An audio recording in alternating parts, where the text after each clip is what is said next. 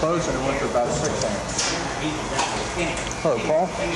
We've been having trouble maintaining a constant level in this clear well tank, and I've got the controller and manual right now to settle it out.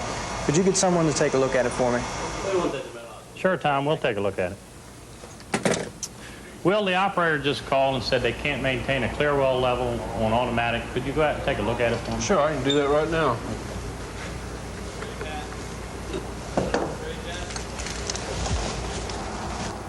Let's see. That system's kind of complicated.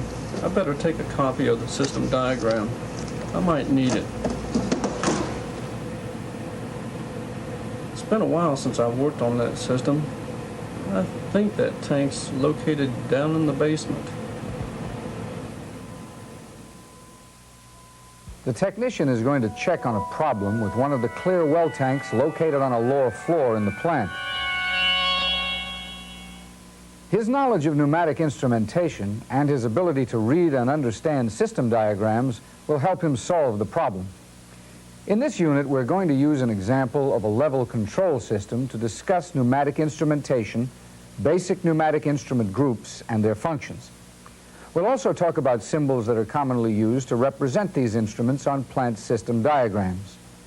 These diagrams will prove to be invaluable to you in diagnosing and correcting problems in the instrument systems found in your plant.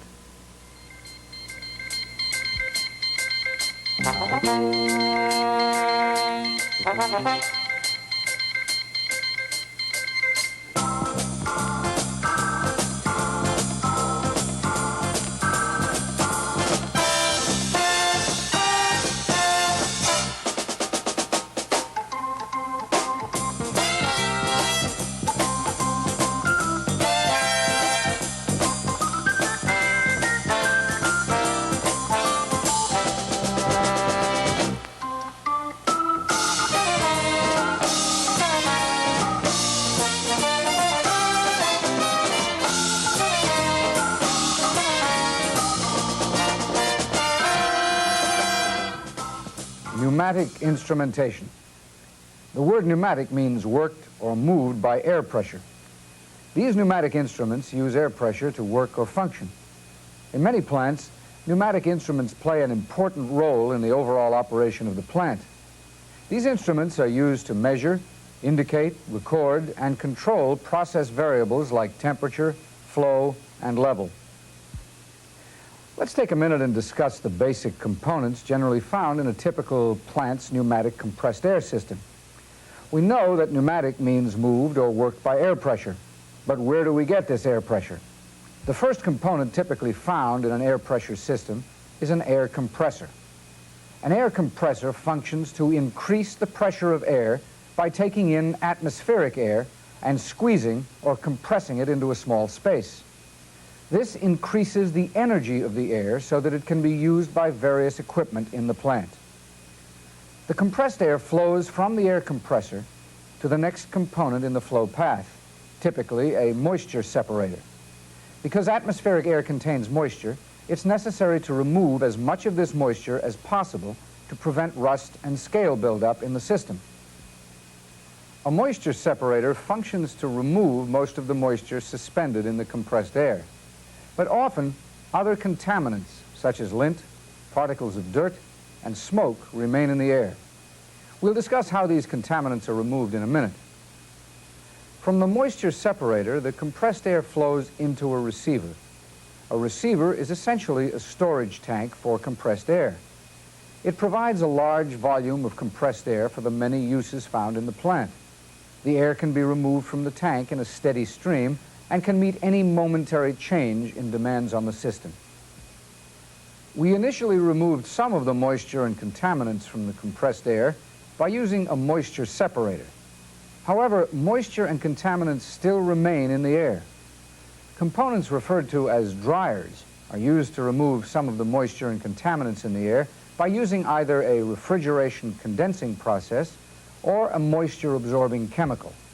Either of these act to further filter and dehumidify the air. Often the next component in the flow path is a pressure regulator. A pressure regulator functions to maintain a constant pressure. The amount of pressure is determined by the requirements of the plant and plant design. Typically, most plants' station air systems operate at pressures in the range of 100 to 180 psi. The components we've discussed so far function together to provide a constant, relatively dry, compressed air. These components make up what is often referred to as the station air system. The station air system provides compressed air to operate, for example, pneumatic tools, sandblasting, and cleaning equipment. It also supplies air to the second air system we'll talk about, the instrument air system. The instrument air system provides the power source for the operation of pneumatic instruments found at various locations in the plant. Because of the sophisticated mechanisms found in these instruments, the air flowing to these instruments must be cleaner and drier than the air in the station air system. For this reason, an instrument air system often uses additional dryers to remove essentially all of the remaining moisture and contaminants in the air. This air flows from the dryers into additional regulators that reduce the air to an acceptable designed pressure for the efficient use by the pneumatic instruments in the system. Many instruments in the system operate at different pressures. For this reason, regulators are often located near an instrument to assure the proper pressure for the design of that particular instrument. In the next segment, we'll see how compressed air is also used to transmit signals. These pneumatic signals carry information that represents specific plant conditions and are referred to as control air. Briefly stated, control air is a pneumatic signal that indicates and controls varying plant conditions. But we'll discuss control air in greater detail when we look at the different groups of basic pneumatic instruments. Before we go on to the next part of the program, we'd like to mention that the number and types of components used in a compressed air system may vary from plant to plant depending on plant design. Check with your instructor for the layout of your plant system. But for now, read the material in your text and ask your instructor any questions you may have.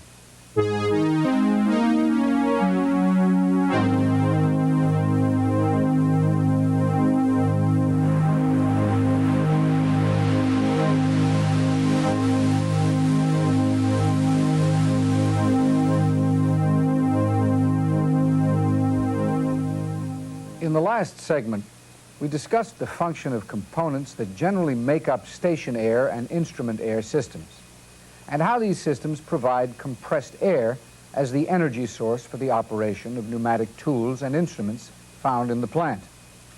In this part of the program, we're going to discuss the basic groups of pneumatic instruments commonly found in instrument systems. We'll use a simple diagram to show how these instrument groups function together to control a common plant condition, such as the level in a tank. In addition, we'll discuss a type of air pressure, control air, that is used for transmitting signals indicating various plant conditions. When discussing the manufacturing operation of any plant, you'll usually be talking about how materials and substances are changed or modified in the production of a final product. Commonly, the changes these substances go through from start to finish are referred to as the process. As instrument technicians, you'll be concerned about the measurement and control of the physical conditions of the process that vary, such as temperature, pressure, flow, and level. These physical conditions are commonly referred to as process variables.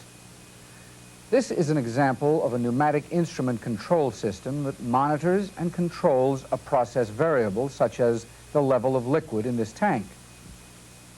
This pump, which is a component in a circulating water system, is used to maintain constant flow to the tank and other parts of the plant. This valve functions to control the amount of liquid flowing from the pump to the tank. By controlling this liquid, the valve maintains a required level in the tank for the efficient operation of the system. Let's look at the different types or groups of instruments commonly found in an instrument control system and see how they function to ensure the proper operation of this valve. The first instrument group we'll discuss is designed to monitor a process variable, which in this case is the level in the tank. This device is referred to as a transmitter. A transmitter uses instrument air as the energy supply source to produce a pneumatic signal that indicates the condition of the level in the tank. A transmitter responds to a change in a process variable by using a sensing mechanism to convert the change in the process to a standardized signal called control air. It's called control air because it's used to operate additional instruments that control, or in other words, monitor and maintain the desired value of a process variable. The standardized signal is proportional to any change in the process variable. By standardized, I mean that the signal falls within a range commonly used in pneumatic control systems. By far, the most common range is 3 to 15 psi. For the tank in our example, 3 psi would indicate an empty tank. 15 psi would indicate a full tank. Other examples of variables that can be monitored are flow, temperature, and pressure. For a visual indication of any change in level in our example, pneumatic systems often use indicators. Indicators are a group of instruments that use control air to operate a mechanical device, such as a gauge, that produces a visual indication of the process variable it monitors. Indicators can be located near the transmitter or at other locations. For this reason, they are commonly referred to as either local or remote indicators. Another group of instruments in this system are recorders. Recorders are devices that not only visually indicate the condition of the process variable, but also maintain a constant record of the process variable. Recorders continually mark or record the condition of the process variable on a chart. Operators and technicians use this chart to see how the system has been operating over a period of time. Often there are additional instruments associated with a system that provide several different functions. For example, several types of these instruments that you may be familiar with are alarms, pressure switches, or meters. Even though these are different types of instruments, they have one function in common. They provide some type of indication of the process condition. Generally, these instruments receive information in the form of one quantity and convert it to information in either the same quantity or a different quantity. For instance, they can convert a pressure signal into a pneumatic or voltage signal. An example of one of these instruments is the level alarm on the diagram. Should the level in the tank increase or decrease beyond a required limit, the alarm will both visually and audibly alert system operators of the adverse conditions in the tank. To regulate a controlled variable, pneumatic systems use another type of instrument called a controller. A controller is a device that operates automatically by comparing the incoming signal from the transmitter to a predetermined set point. The set point in this case is the desired level in the tank. The controller computes any difference between the set point and the incoming signal and sends a corrective pneumatic signal to the remaining components in the system. From the controller, the signal travels to a control station. Control stations are a group of instruments that allow an operator to select either automatic or manual control of a given process variable. For example, should an operator feel that conditions warrant manual rather than automatic control, an operator can switch the control from automatic to manual. In the automatic control position, the signal from the controller travels through the control station and to the next instrument in the system. The final control element. The final control element is a device that regulates the value of the process variable. In this system example, the final control element is a control valve that's receiving a signal from a controller regulating flow to the tank. Let's take a minute to look at the overall operation of this system in an automatic control situation. If for some reason the level in the tank begins to drop below the desired level, the transmitter produces a signal indicating a decrease in level. This signal will cause the indicator and recorder to reflect the change in level, and if level drops below a required limit, an alarm will sound in the control room.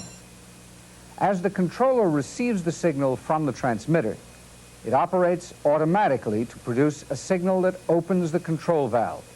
This increases the flow of liquid to the tank and returns the level to normal.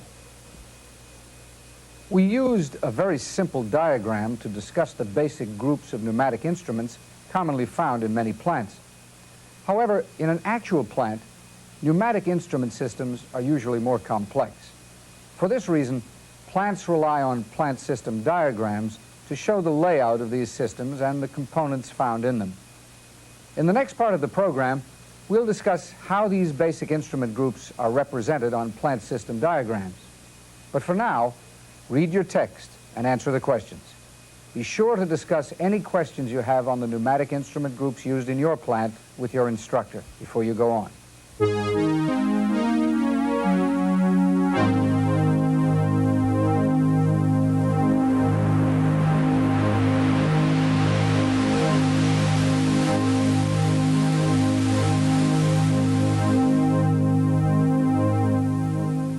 So far, we've discussed pneumatic instrument groups and how these groups function together in a typical instrument control system.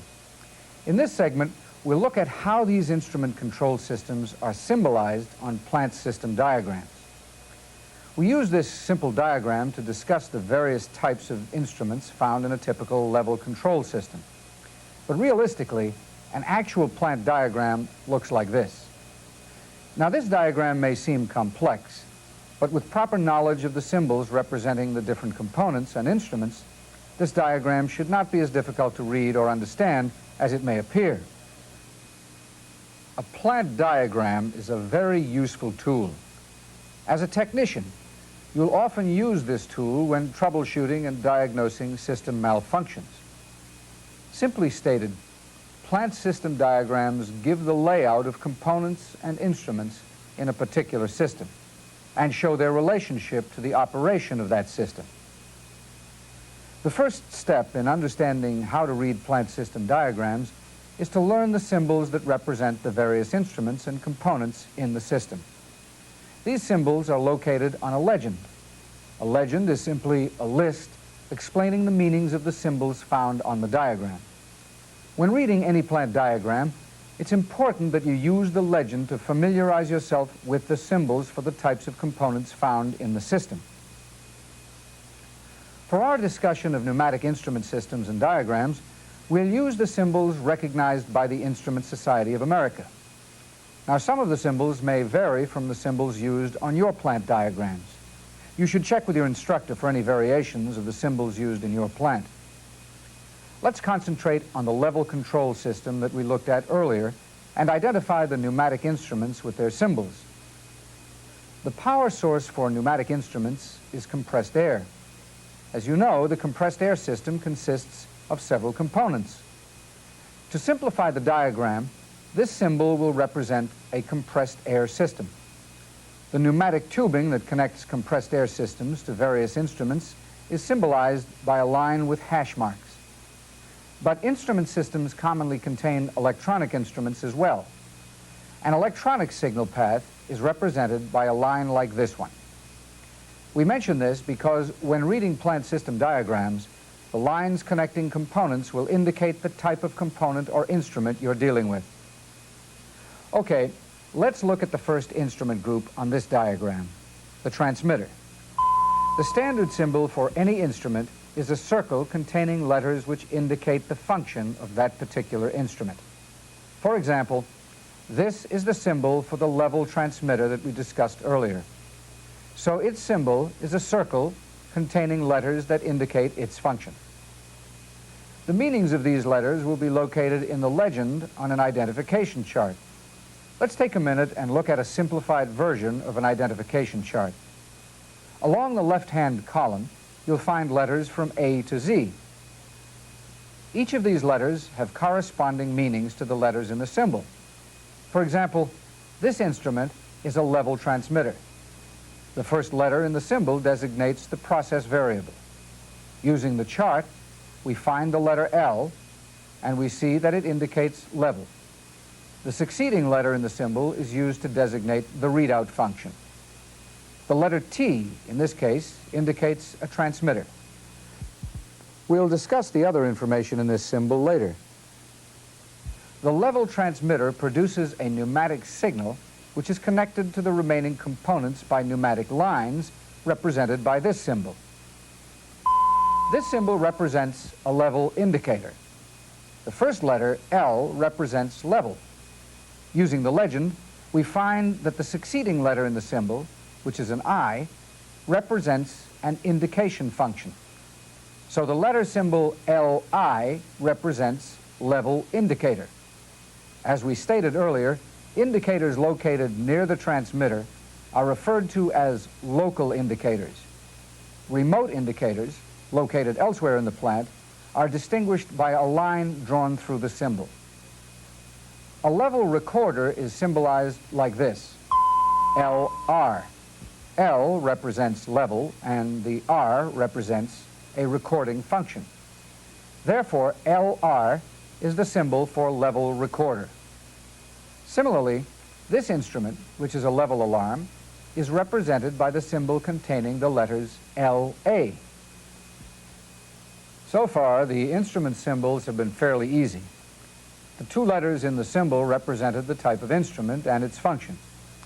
But what if an instrument has more than one function, like this level indicating controller? To symbolize an instrument with more than one function, the symbol may contain more than two letters. In this case, the first letter is L for level. Its readout function is I for indication, and according to the chart, the letter C for its output function is control. So you can see that the level indicating controller is symbolized LIC to designate its functions. The level control station is symbolized by the letters L and K. Again, L means level. The K, as seen on the chart, represents a control station function. So we now know that this symbol means this component is a level control station. The last instrument in our level control system, the final control element, is a valve that controls flow to the tank. By regulating the flow, the level in the tank is maintained at the proper level. In this system, the final control element is specifically referred to as a level control valve. As you can see, it is symbolized by the letters LCV. In addition to the letters that identify the type of instrument and its function, other information is often included in the symbol.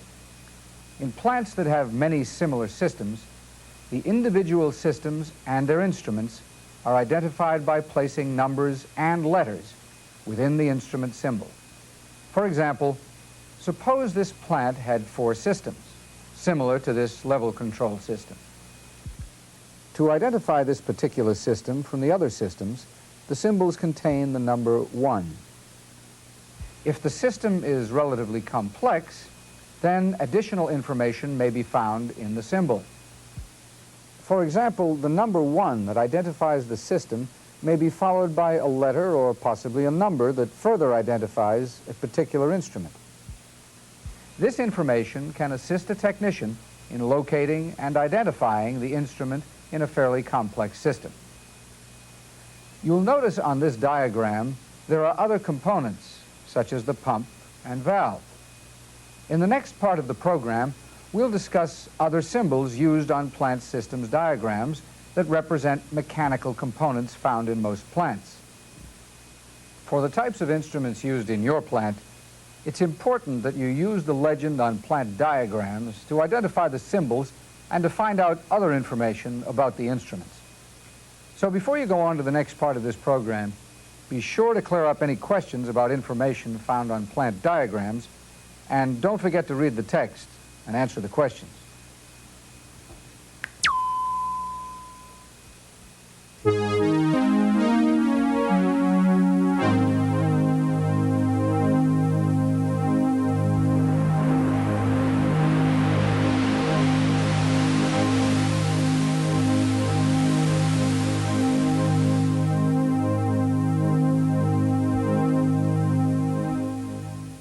In the last segment, we looked at some of the symbols that represent pneumatic instruments.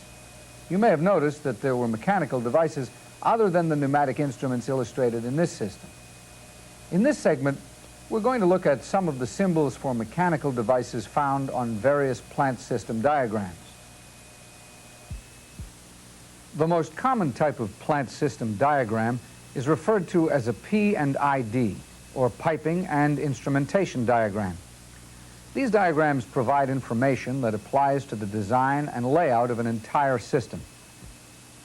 Due to the complexity of some plant systems, individual portions of a system that control a particular process variable, such as level, are contained on a diagram commonly called a loop diagram. In this simplified loop diagram of a level control system, this pump functions to move liquid to the tank and other parts of the system. Even though there are many different types of pumps, this symbol can be used to represent the pump in this system.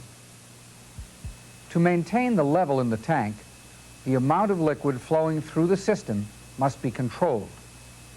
In this system, the final control element, which is a level control valve, functions to regulate the flow. In many process control systems, the final control element is usually a type of control valve. Because these valves are commonly used, let's briefly look at two types of these valves.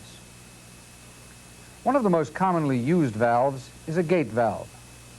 A gate valve operates by moving a disc or gate in the open or closed direction to either start or stop flow through the valve. A gate valve in a normally open position is symbolized like this. The symbol is modified when the gate valve is in a normally closed position. Gate valves are usually used only for starting or stopping flow. They are not used to control or change flow through a system. The next type of control valve we'll discuss is a globe valve.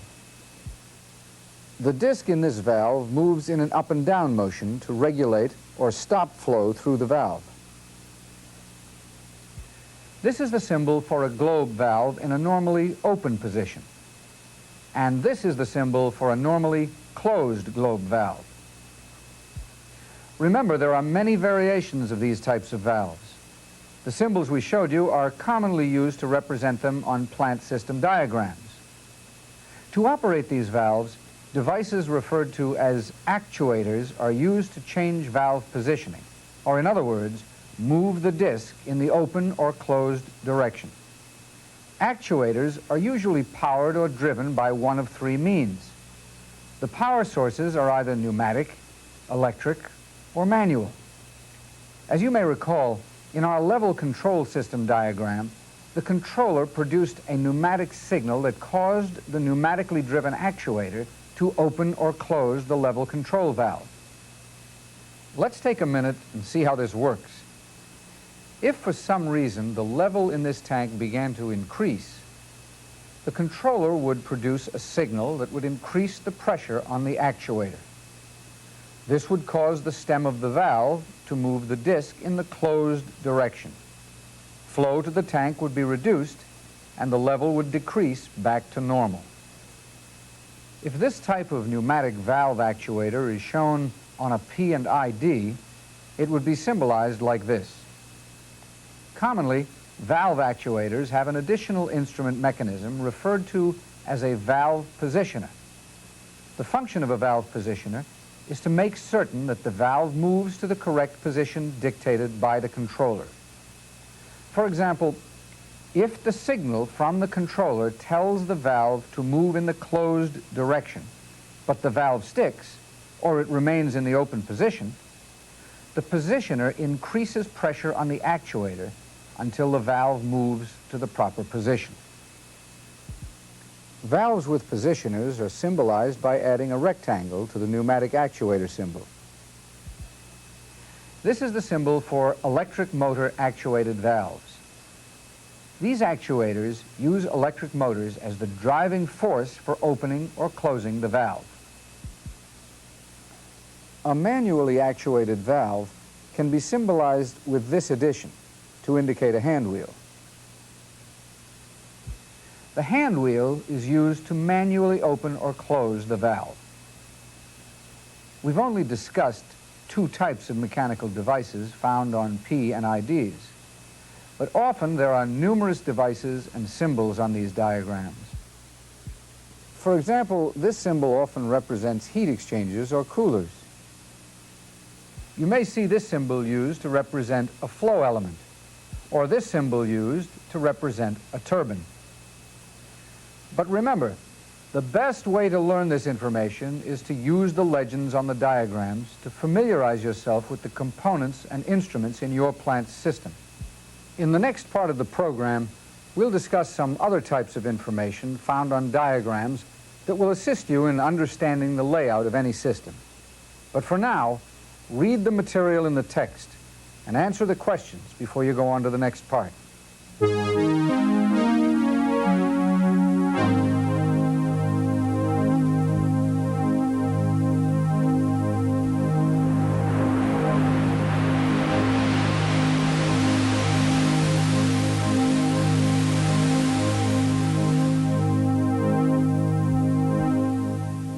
So far, we've been discussing the various pneumatic instrument groups, their functions, and the symbols commonly used on P and IDs to represent these instruments. We also looked at symbols that represent some of the mechanical devices found on P and IDs. In this segment, we'll look at a P and ID and discuss other important information on the diagram that will assist you in troubleshooting and maintaining the systems found in your plant. A P and ID shows the layout of various interrelated systems, but it also provides other useful information about the systems. Let's take a closer look at a P and ID and see what information is available. Titles of diagrams describe the overall function of a particular loop or system. This enables you to find the correct diagram when troubleshooting a system. The title of this plant's diagram tells us that we're looking at a flow diagram of the condensate lines. So we know that information for instrumentation in the condensate system can be found on this diagram. If you had to locate and repair an instrument in the condensate system, you'd use this print to find the instrument in the plant. Let's look at some additional information found on this diagram. For instance, this particular diagram has a legend. Legends are usually found at the beginning of a set of diagrams for the systems of a particular plant. But often, an individual diagram contains an additional legend with symbols of specific instruments pertaining to that system. The instruments and major components of a system are usually numbered to assist plant personnel in identifying the instruments in the field. For example, suppose a work order requested you to check an instrument on one specific pump in a system that utilizes two pumps. For identification purposes, these pumps could be numbered 2A or 2B. This enables a technician to locate the instrument he needs to check. To show how instruments and other components function and interrelate, the diagram shows process and control lines. As a technician, these lines enable you to look at the entire system and see how one instrument or component affects the operations of another. These lines indicate main process piping, or electrical and pneumatic control signals. These lines provide useful information when troubleshooting a system. Due to the complexity of many modern plant systems, diagrams commonly contain references to supplemental records or diagrams. These records or diagrams contain additional information pertaining to that system. For example, this diagram indicates that additional information on components connected to this system can be found on diagram 9862 FM 35A. Here we see additional reference drawings that provide information concerning other related components and systems. Often, plants modify a system to include additional components and instruments. This is usually the result of system modification to improve control of the overall system or a particular loop. For this reason, diagrams are constantly updated to indicate any modifications or additions to the system. As you can tell from our discussion, there's some very useful information found on system diagrams. Other information, such as calibration data, control logic, and fail-safe information, is often available. Your plant system diagrams may include additional information. In the next part of this program, we'll follow a technician as he uses some of the information found on a P&ID to troubleshoot a problem in an instrument control system. But for now, check with your instructor if you have any questions on information available on plant diagrams before we go on to the next part of the program.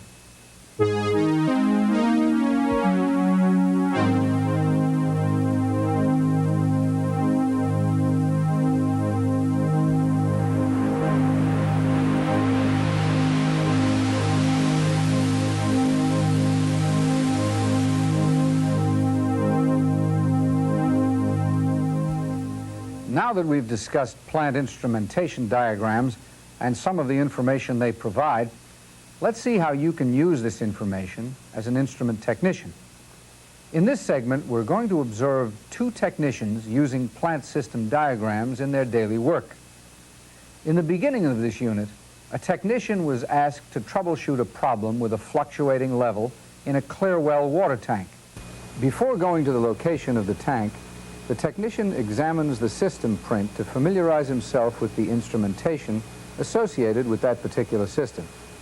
He's careful to look for interconnections within the system before beginning to inspect the individual instruments.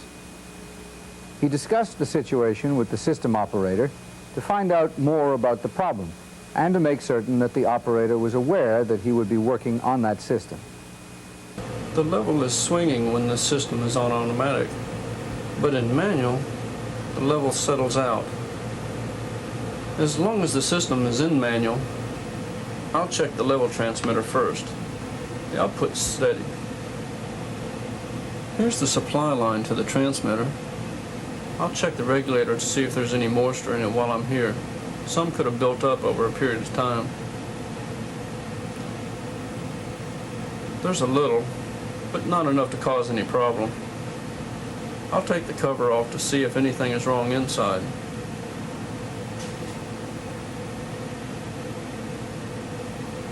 Everything looks all right. I'll check the output signal. Looks okay. Let's see. What's next? The controller. Well, the signal's not fluctuating. I better check inside to see if there's anything unusual. Looks fine. No linkage is off. But I'll use some leak detector while I'm here, just in case there's a leak in one of these lines. Squirt some here, a little over there. There's no bubbles here, no bubbles here either. I'll take a look at the print and see where the output of this controller goes.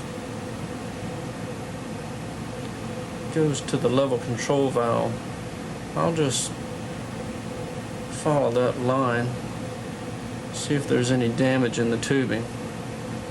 See, it comes out here, goes up there, across that beam, down this way.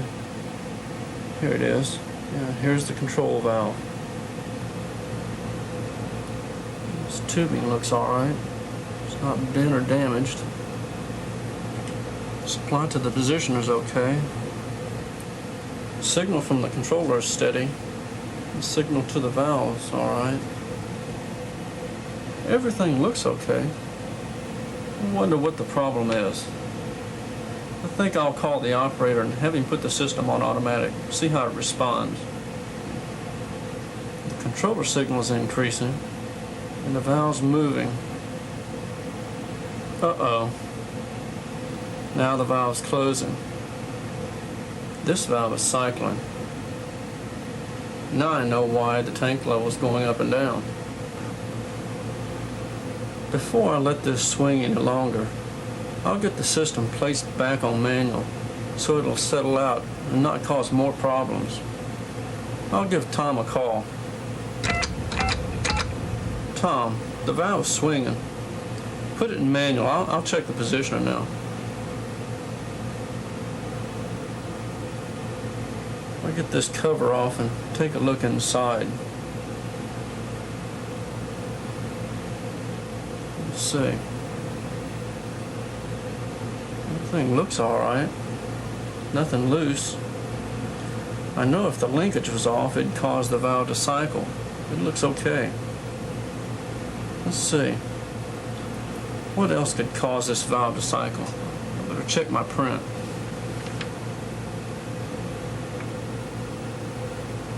The signal from the controller and transmitter was steady when the system was on manual, but when it was on automatic, the valve started cycling, which I know has caused the level to go up and down.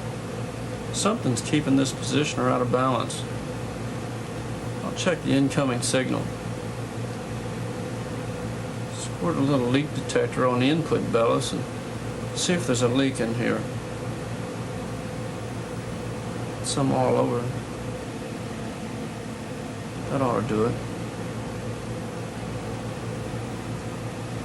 There it is. A leak in the input bellows. This is what's keeping the positioner out of balance. It seems to be leaking between the bellows and the housing. It's probably just the O-ring. I'll get the operator to bypass this valve so I can remove the positioner and repair it. In our troubleshooting example, the operator was able to control the tank level while the system was in manual. With the system in manual, the operator could apply whatever pressure was necessary to overcome the leak in the positioner and open the valve to a position that would settle out the level in the tank.